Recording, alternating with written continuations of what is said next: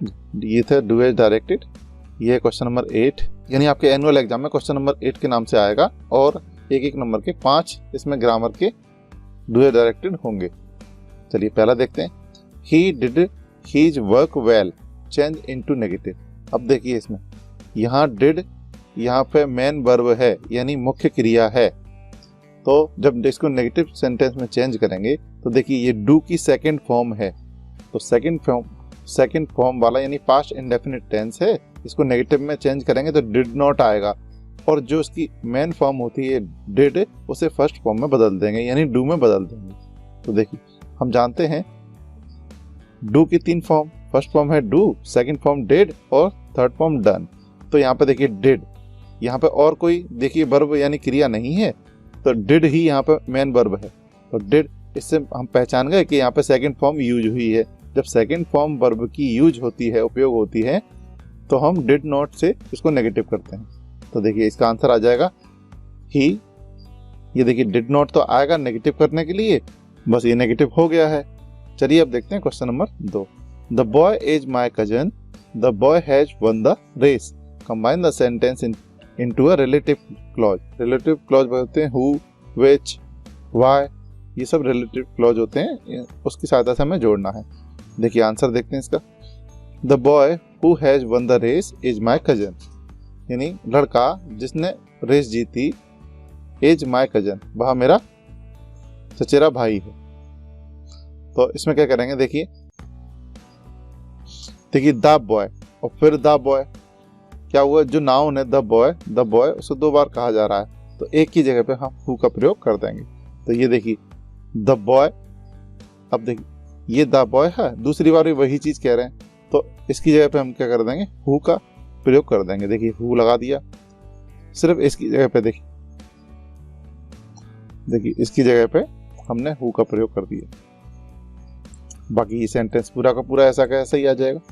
ये देखिए ये आ गया। अब उसके बाद फिर वापस नहीं बोलना है क्योंकि अपन बोल चुके यहाँ पे, तो क्या आएगा, इज माई कजन, तो इज माई कजन यहाँ पे आ जाएगा।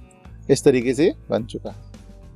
दूसरे तरीके से इसे बना सकते हैं, इसमें ये करेंगे the boy is my cousin, the boy is my cousin लिख दिया, फिर लिखेंगे द बॉय की जगह पे हु लगा देंगे, तो who has won the race, यानी वह लड़का मेरा चचेरा भाई है जिसने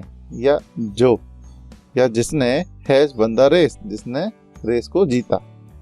चलिए क्वेश्चन नंबर 3 देखते हैं।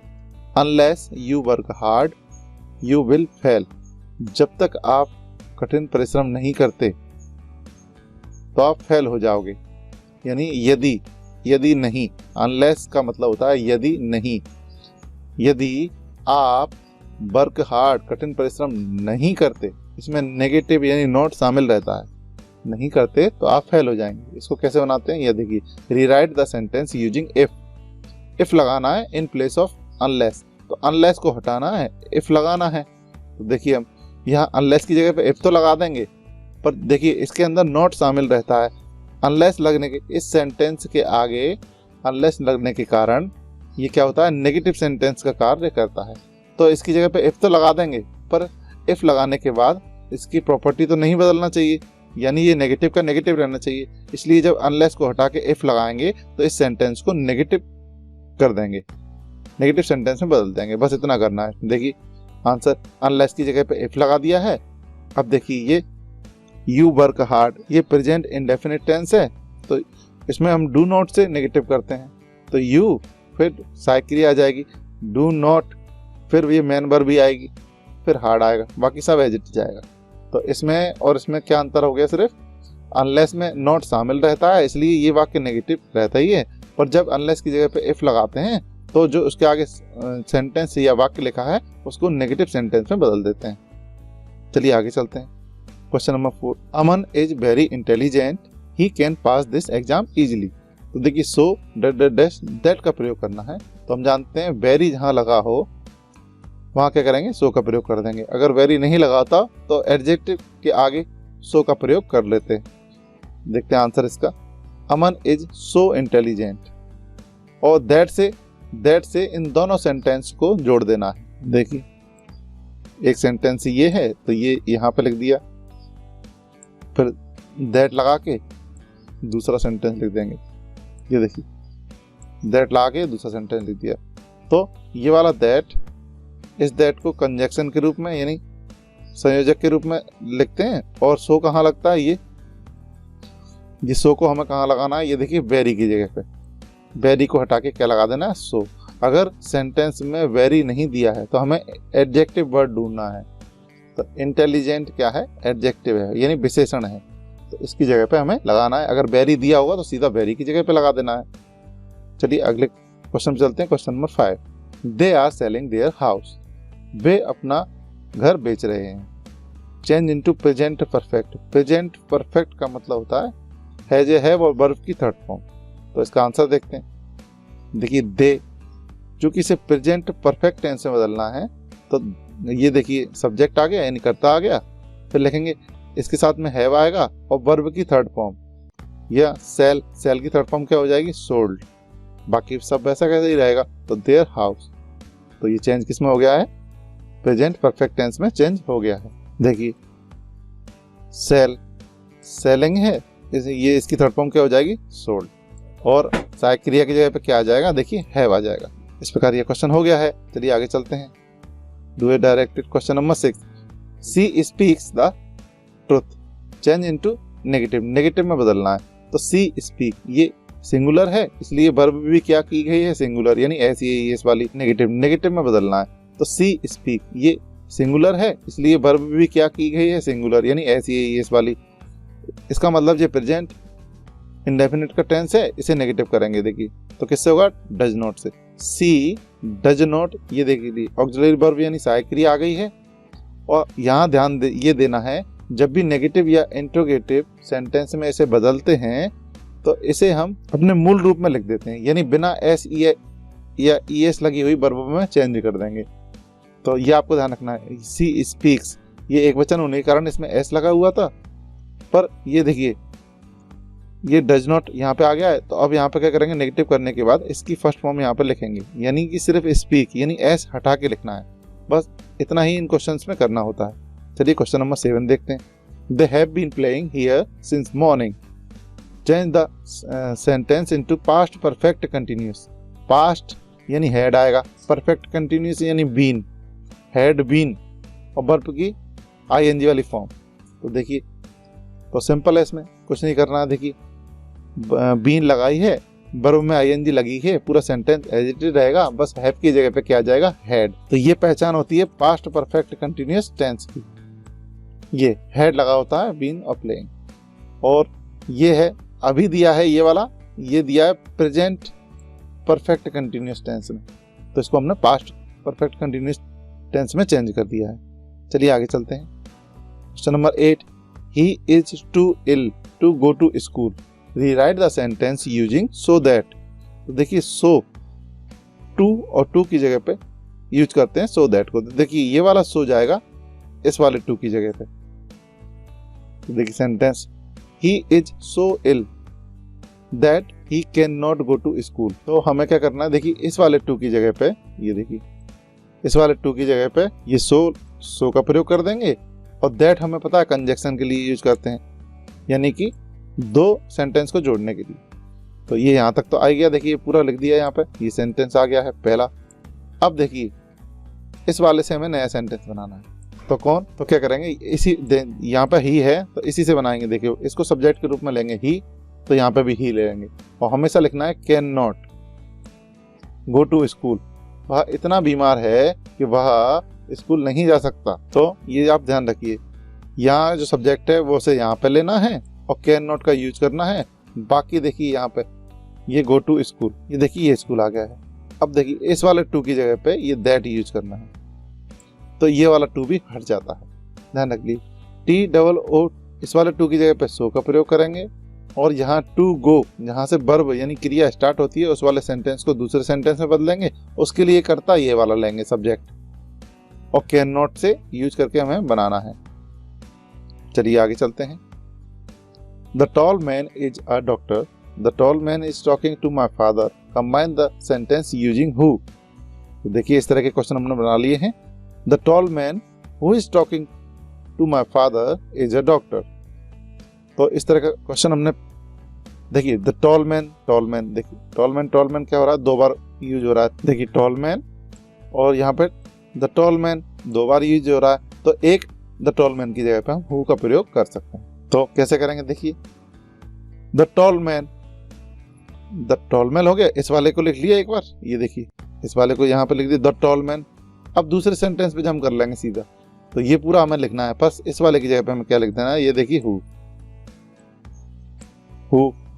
पूरा सेंटेंस जानने दो। यहाँ पे he is the tall man की जगह पे क्या लिख दिया, हु लिख दिया है, और पूरा सेंटेंस एज इट रहेगा, is talking to my father, ये आ गया। देखिए ये कहाँ पे खत्म हो गया, यहाँ पे। अब देखिए यहाँ ये तो पहले ही आ चुका है, ये वाला इसके पे पूरा आ चुका है यहाँ पे।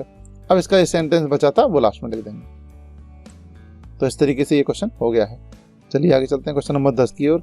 आई एम इल, मैं बीमार हूँ। I am not going to school, मैं स्कूल नहीं जा रहा हूँ। Combine the sentence using so. Do a directed question number 8। Question number 11, he teaches Hindi, वह हिंदी पढ़ाता है। तो change into passive voice, passive voice में चेंज करना है। तो पैसिव वॉइस का में चेंज करने के लिए क्या करते हैं, जो ऑब्जेक्ट है और सब्जेक्ट है उन दोनों को इंटरचेंज करते हैं। तो देखिए इसको कैसे बनेगा, देखिए हिंदी, अब ये प्रेजेंट इंडेफिनिट टेंस का टेंस है, इसलिए इसमें इज आर एम वर्ब का उपयोग करेंगे। तो हिंदी, देखिए जो कर्म है उसको सब्जेक्ट बना देंगे, तो हिंदी के साथ क्या आएगा, एज आर एम में से एक चीज लेना है, तो हिंदी के साथ आएगा एज, और इसकी आएगी देखिए टीचेस, टीच होता है फर्स्ट फॉर्म, और ये टीचेस ऐसे ही इस लगा दिया है, तो टीच की थर्ड फॉर्म क्या आ जाएगी, टॉट। हमें हमेशा ध्यान रखना है आपको कि जो पैसिव वॉइस होता है उसका स्ट्रक्चर होता है कि ऑब्जेक्ट को सब्जेक्ट बना देते हैं, फिर सहायक क्रिया यानी ऑक्सिलरी वर्ब यूज करते हैं जिस जो टेंस हो उसके हिसाब से, और वर्ब की हमेशा थर्ड फॉर्म, और वाई लगा के जो सब्जेक्ट है, ये सब्जेक्ट उसको इधर लग देते हैं, बस ये पैसिव में चेंज हो जाता है। चलिए आगे क्वेश्चन पे चलते हैं। Question number 12, children are making toys, again passive voice में चेंज करना है। तो क्या करेंगे, देखिए आंसर, टॉयज जो हम पता है ऑब्जेक्ट है यानी कर्म है, उसको देखिए सब्जेक्ट बना देंगे, टॉयज लिख दिया है। अब चूंकि ये प्रेजेंट कंटिन्यूअस टेंस का टेंस है, तो द टॉयज के आगे क्या आएगा, एज आर एम में से एक आएगा, तो ये प्लूरल है यानी बहुवचन है, तो इसके साथ आर आएगा। हमेशा देखिए कंटिन्यूअस टेंस होता है तो उसकी जगह पे बीइंग जरूर लगता है, बीइंग, तो द टॉयज आर बीइंग, और ये देखिए ये वर्ब है मेक, तो मेकिंग की यहाँ पे आईएनजी फॉर्म लिखी है मेकिंग, इसको हमें थर्ड फॉर्म में चेंज करना है। तो क्या हो जाएगा, मेक। इससे हमने वर्ब पहचान ली कि मेक होती है, मेक का यहाँ पे थर्ड फॉर्म लगा देना है, तो मेक, मेड, तो ये देखिए मेड आ गया है। अब लगाते हैं बाय लगाने के बाद जो सब्जेक्ट है उसे लिख देते हैं, ये देखिए ये लिख दिया है। इस प्रकार ये पैसिव वॉइस में चेंज हो गया है। चलिए आगे चलते हैं। Question number 13, in the park were playing children football, इसको अरेंज करना है, यानी subject auxiliary verb, main verb और ऑब्जेक्ट, तो उसमें चेंज करना है। रीअरेंज द वर्ड और मेक अ मीनिंगफुल सेंटेंस। देखिए तो क्या आ जाएगा, इसमें पहले आएगा सब्जेक्ट यानी कौन खेल खेल रहा है, चिल्ड्रन खेल खेल रहे हैं, देखिए चिल्ड्रन, फिर ऑक्सिलरी वर्ब, तो इसमें वर्ब देखिए ये है वर, प्लेइंग क्या खेल रहे हैं, फुटबॉल खेल रहे हैं, तो फुटबॉल आ गया इसमें, कहाँ खेल रहे हैं, इन द पार्क। तो इस तरीके से ये रीराइट हो गया है यानी रीअरेंज हो गया है सेंटेंस। देखिए question number 14, Delhi is larger than Bhopal, rewrite the sentence using positive degree. इसको आप अच्छे तरीके से देख लीजिए, पॉजिटिव डिग्री का यूज करना है। अभी यहाँ पे देखिए ये कंपैरेटिव डिग्री है, लार्ज, लार्जर, लार्जेस्ट, तो यहाँ पे सेकंड डिग्री यानी कि कंपैरेटिव डिग्री का उपयोग किया है। कंपैरेटिव डिग्री के साथ में हमेशा देन लगता है, तुलना करने के लिए यूज करते हैं उसे। तो Delhi is larger than Bhopal, Delhi Bhopal की तुलना में बड़ी है, इसकी हिंदी ये हो गई। तो हम इसे पॉजिटिव डिग्री में चेंज करेंगे। देखिए आंसर देखते हैं इसका, तो आप स्ट्रक्चर देख लीजिए। तो इस तरीके से हिंदी देखते हैं इसकी, दिल्ली क्या भोपाल की तुलना में बड़ी है, तो हम इसे इस प्रकार कह सकते हैं कि भोपाल उतना बड़ा नहीं है जितना दिल्ली है। तो इसी की हिंदी की सहायता से हम इसे बनाएंगे। तो देखिए क्या करेंगे, सबसे पहले देखिए इसको ले लिया भोपाल। भोपाल हम कहेंगे दिल्ली बड़ी है भोपाल से, तो यहाँ अपन ऐसे कह सकते हैं कि भोपाल उतना बड़ा नहीं है जितना दिल्ली है, तो मीनिंग उसकी सेम रहेगी। तो भोपाल लिख दिया। फिर क्या है, एज, भोपाल के साथ एज आएगा। नॉट, उतनी बड़ी नहीं है, तो हमेशा क्या करते हैं, इस डिग्री को 2 एज के बीच में लिख देते हैं। और नॉट का इस्तेमाल इसलिए करते हैं कि क्योंकि तभी वो मीनिंगफुल सेंटेंस बनेगा। तो नॉट आ गया है यहाँ पे, इज नॉट। फिर एज लार्ज एज दिल्ली, ये ध्यान रखना आप कि एडजेक्टिव हमेशा कहाँ आएगा, ये देखिए एडजेक्टिव हमेशा 2 एज के बीच में लिखना है, नेगेटिव सेंटेंस यूज करना है, बस बाकी पूरा सेंटेंस वही रहेगा, एज दिल्ली। ये इस तरफ आ जाएगा, देखिए ये इस तरफ बदल दिया है। तो आशा करते हैं आपको ये समझ में आया होगा। चलिए आगे चलते हैं। Question number 15, she shut the door, change into negative. अब देखिए शट की तीनों फॉर्म एक जैसी रहती हैं, फर्स्ट फॉर्म भी, सेकंड फॉर्म भी और थर्ड फॉर्म भी। तो यहाँ हम कैसे पहचाने कि ये फर्स्ट फॉर्म लगी है या फिर सेकंड फॉर्म लगी है या थर्ड फॉर्म लगी है। तो देखिए इसमें क्या होता, देखिए सी है, सी सिंगुलर है यानी एक वचन है, तो इसके साथ में एस जरूर लगा होता। अगर ये प्रेजेंट टेंस होता, प्रेजेंट इंडेफिनिट टेंस होता, तो सी होने के कारण यहाँ पे एस आई एस जरूर लगा होता। पर चूंकि इसमें एस आई एस नहीं लगा है, इसका मतलब ये सेकंड फॉर्म लगी है, और सेकंड फॉर्म लगी है इसका मतलब ये पास्ट इंडेफिनिट टेंस है। इसको नेगेटिव करेंगे तो डिड नॉट से नेगेटिव करेंगे। तो आंसर देखते हैं, सी डिड नॉट आ गया। अगर यहाँ सेकंड फॉर्म होती तो इसे फर्स्ट फॉर्म में बदल देते, पर चूंकि इसकी फर्स्ट फॉर्म भी यही होती है तो इसे ऐसा कैसा लिख दिया है, तो इस प्रकार ये नेगेटिव हो गया है। चलिए अगले क्वेश्चन पे चलते हैं। Question number 16, he has taken T, उसने चाय पी ली है या वह चाय पी चुका है, चेंज इनटू इंट्रोगेटिव। तो इसमें क्या करेंगे, इंट्रोगेटिव बनाने के लिए जो ऑक्सिलरी वर्ब होती है, सहायक क्रिया होती है, उससे सिर्फ आगे लिख देते हैं और पीछे क्वेश्चन मार्क लगा देते हैं। तो देखिए हैज, इसमें ये रही ऑक्सिलरी वर्ब, इसको कहाँ लिख देंगे, ये देखिए बाहर सबसे पहले लिख देंगे, और क्या करेंगे लास्ट में ये देखिए क्वेश्चन मार्क लगा देंगे। तो ये किस में चेंज हो जाएगा, इंट्रोगेटिव यानी प्रश्नवाचक वाक्य में चेंज हो जाएगा। Question number 17, she lived in Shivpuri, फिर इसे इंट्रोगेटिव में चेंज करना है। अब यहाँ देखना है हमें, ये देखिए ये लिव की सेकंड फॉर्म यूज की है, तो नेगेटिव और इंट्रोगेटिव सेकंड फॉर्म यानी पास्ट इंडेफिनिट का डिड से होता है, तो डिड आगे लगा देंगे और इसे फर्स्ट फॉर्म में चेंज कर देंगे, इस वाले लिव्ड को। देखिए कैसे, तो डिड आगे ले लिया है, उसकी सहायक क्रिया आगे ले ली है ऑक्सिलरी वर्ब, और सी, बस यहाँ आपको ध्यान रखना है जब भी नेगेटिव या इंट्रोगेटिव करते हैं तो जो ये सेकंड फॉर्म वगैरह होती है उसे किस में चेंज करते थे, फर्स्ट फॉर्म में। अगर आप ये चेंज नहीं करेंगे, आपको पता है कि डिड लगना है और आगे लगना है, पर आप ये चेंज नहीं करेंगे फर्स्ट फॉर्म में, तो आपका ये गलत हो जाएगा। तो आप इन 2 चीज़ों का ध्यान रखिएगा, और लास्ट में क्वेश्चन मार्क का चिन्ह तो लगा नहीं है, इसके लिए इंट्रोगेटिव सेंटेंस में बदलने के लिए। चलिए क्वेश्चन नंबर 18 देखते हैं। Anita read the Ramayana every day. अब देखिए रीड, रेड, इसकी तीनों फॉर्म एक जैसी रहती हैं वर्ब की, यानी फर्स्ट फॉर्म, सेकंड फॉर्म और थर्ड फॉर्म।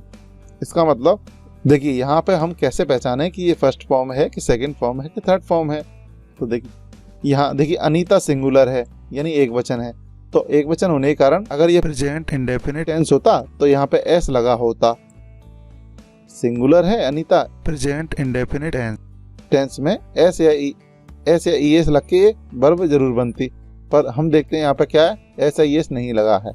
तो इसका मतलब यहाँ ये रीड नहीं रेड है, यानी कि सेकंड फॉर्म है, और सेकंड फॉर्म वाले को हमने देखा है नेगेटिव और इंट्रोगेटिव किससे करते हैं, डिड से करते हैं। तो देखिए इसे डिड से कर देंगे। अनीता डिड नॉट रेड था ये, इसको रीड में बदल देंगे, डिड नॉट। अब ये देखिए फर्स्ट फॉर्म सेकंड फॉर्म है यहाँ पे, और इसकी फर्स्ट फॉर्म भी वो सेम रहती है, तो इस सेकंड फॉर्म को हम फर्स्ट फॉर्म में बदल देंगे। चूंकि समान रहती है इसलिए आपको लगेगा कि ये कुछ नहीं बदला है, पर यहाँ देखिए इसको रेड बोलते हैं, इसको रीड बोलते हैं। बाकी सेंटेंस पूरा का पूरा यही रहेगा। चलिए आगे चलते हैं। Tea is too hot to drink, rewrite the sentence using so that. तो ये हम पढ़ चुके हैं, ये सो लगाते हैं हमेशा इस वाले टू की जगह पे और दैट लगाते हैं इस वाले टू की जगह पे। तो देखिए हम बनाते हैं, tea is so hot, to की जगह पे क्या लग दिया, सो हॉट। अब यहां देखिए आप, ये टू की जगह पे क्या लगा देंगे, ये दैट लगा देंगे, और इस वाले टू की जगह पे क्या लगा दिया, ये सो लगा दिया है। अब इस वर्ब को लेके हमें अगला सेंटेंस बनाना है। तो ये देखिए मैंने आपको बताया था, कैन नॉट ड्रिंक, ये देखिए ड्रिंक, तो ये ड्रिंक तो आना ही है वर्ब। अब ये देखिए, ये वर्ब ले ली हमने, वर्ब के लिए देखिए अब क्या चाहिए, एक सब्जेक्ट तो चाहिए ना।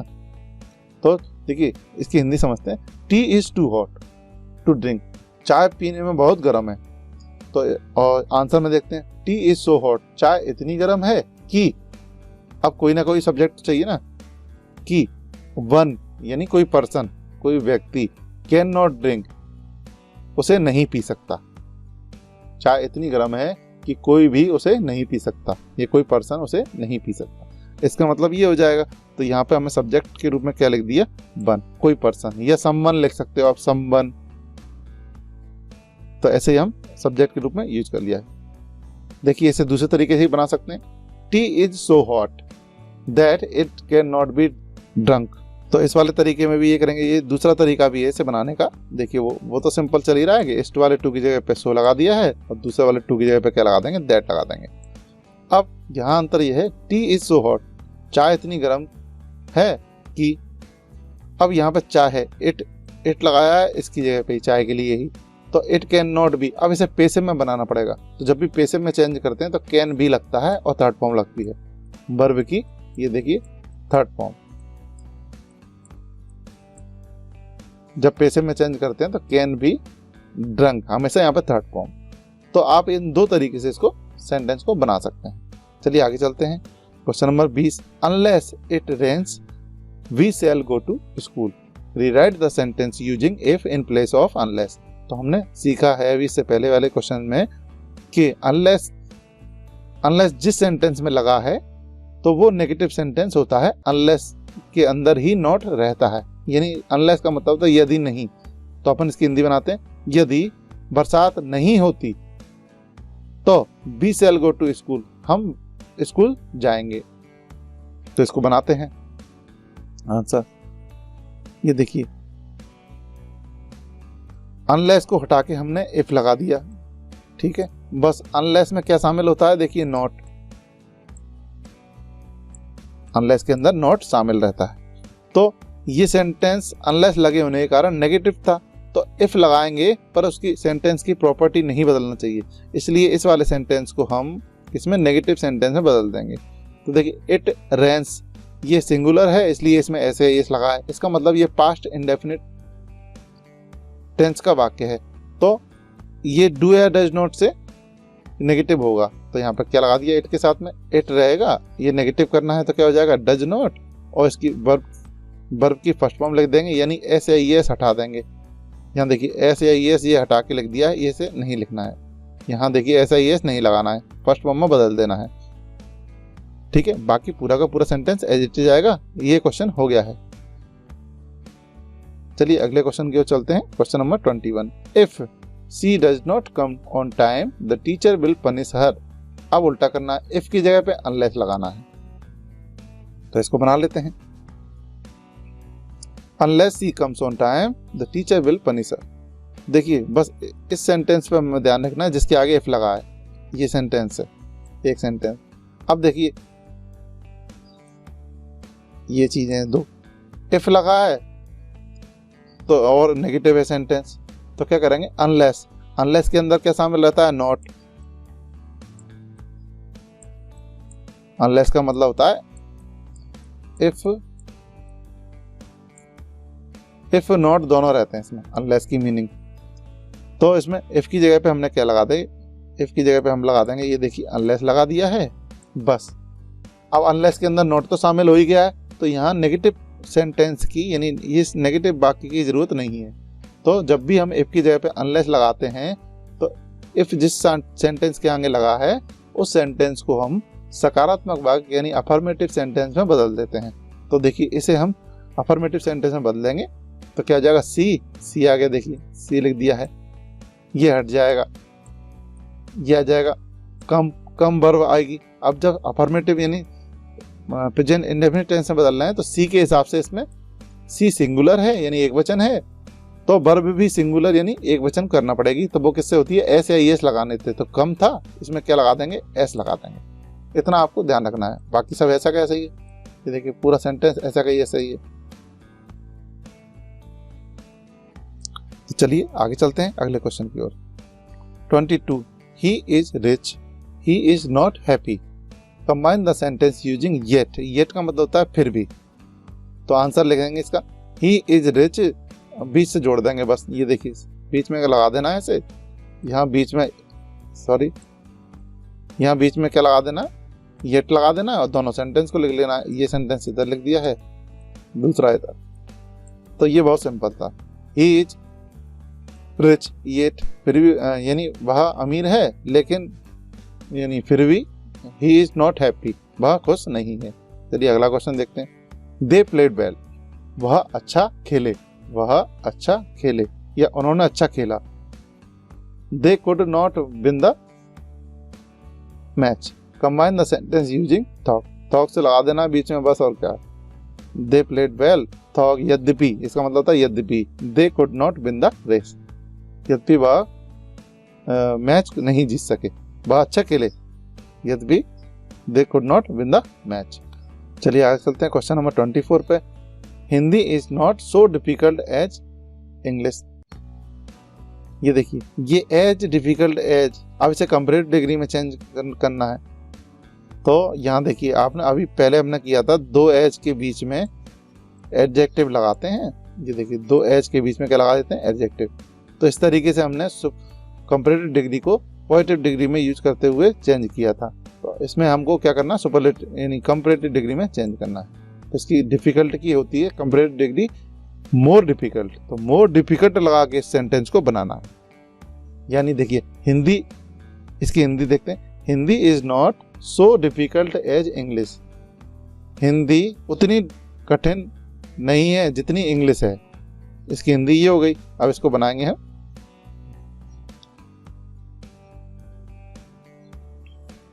तो देखिए कुछ नहीं करना है, जो डिफिकल्ट वर्ड है उसकी जगह पे क्या आ जाएगा, मोर डिफिकल्ट। क्यों, ये देखिए इसकी जो कंपैरेटिव डिग्री है वो क्या हो जाएगी, मोर डिफिकल्ट, और थर्ड हो जाती है सुपरलेटिव डिग्री मोस्ट डिफिकल्ट। तो बस ये चेंज हो गया है। और इसके साथ में जब कंपैरेटिव डिग्री यूज करते हैं तो देन का उपयोग करते हैं। तो देखिए बाकी सब सेंटेंस ये रहेगा, हिंदी इज नॉट, ये हट जाएगा सो, ये दोनों हट जाएंगे। हिंदी इज नॉट, ये हिंदी इज नॉट। अब इसकी जगह पे क्या आएगा, क्योंकि कंपैरेटिव डिग्री यूज करना है तो क्या आ जाएगा, डिफिकल्ट की जगह पे मोर डिफिकल्ट। फिर किसकी तुलना में मोर डिफिकल्ट है या नहीं है, तो किसकी तुलना में, देन लगा के वो लिख देंगे इंग्लिश की तुलना में। इस सेंटेंस को हम दूसरे तरीके से भी बना सकते हैं। यहाँ हम लिख सकते हैं English is more difficult than Hindi. ये कह रहे हैं, ऊपर वाले सेंटेंस में कह रहे हैं Hindi is not more difficult than English, Hindi English से अधिक कठिन नहीं है। हिंदी नहीं है ना कठिन, कठिन तो इंग्लिश तो है। तो ये नेगेटिव के रूप में था, ये नेगेटिव सेंटेंस के रूप में है। और ये पॉजिटिव सेंटेंस में अगर चेंज करेंगे तो क्या कहेंगे, इंग्लिश को इधर लेना पड़ेगा और हिंदी को उधर।